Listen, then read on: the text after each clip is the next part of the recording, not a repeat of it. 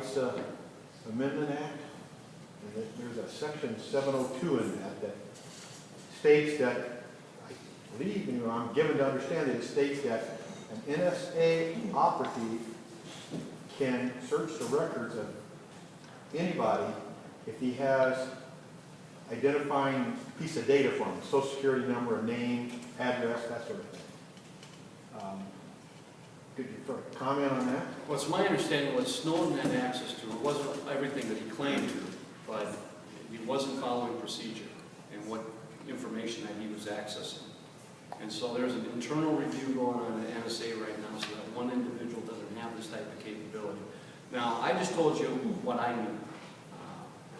What's going on that hasn't been revealed in Congress, I don't know yet. And we'd have to act accordingly once that is reviewed. There's an internal review going on through the administration, through Congress itself right now. And I think this is great. I think we need to air the laundry from time to time, especially in matters like this, when there's such a massive collection of data by a federal agency, especially the secrecy that NSA possesses.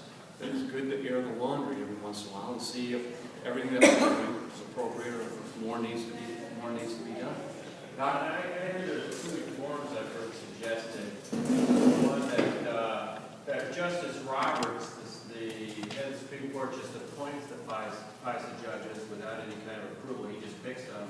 And the second thing is that when those requests for FISA, whatever it is, to do something, that there be sort of a citizen's advocate or somebody who plays, that there's more of an adversarial role. Right, so like a defense attorney and a prosecuting attorney, so they can say, no, I don't think you need that. So because right now you just come to the judge and say, hey, I need it, and that's the only case you get. Yeah. Why? Again, it's exactly what I did as a prosecutor. I went to a judge, a single judge, usually it was the judge on call, usually we did it by phone, whether it was a search warrant that we were requesting, or whether it was some type of eavesdropping that we wanted, some collection that way. So it was one judge that signed off on it, and bang, we were on a U.S. citizen, just like that, with no adversarial system at all.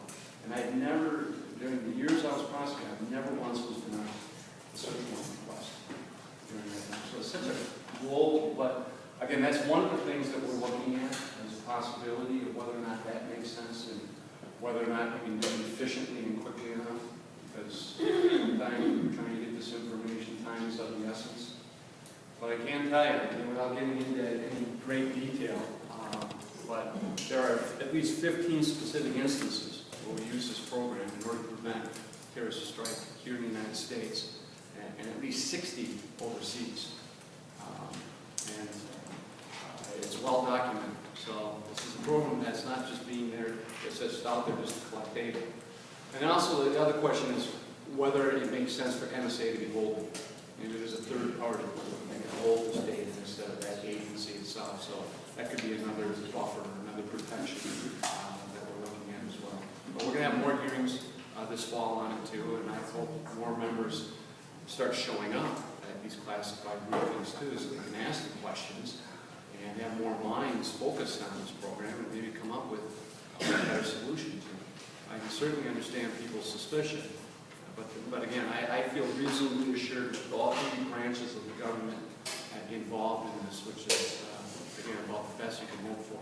This is not any different than, this is all starting with the Bush administration. So I think that the real take on this is that they like to just roll it into sort of the Benghazi scandal, the IRS scandal, the NSA scandal, the pseudo scandals that sort of all of a sudden they're irate about being tough on terrorism because they can use it.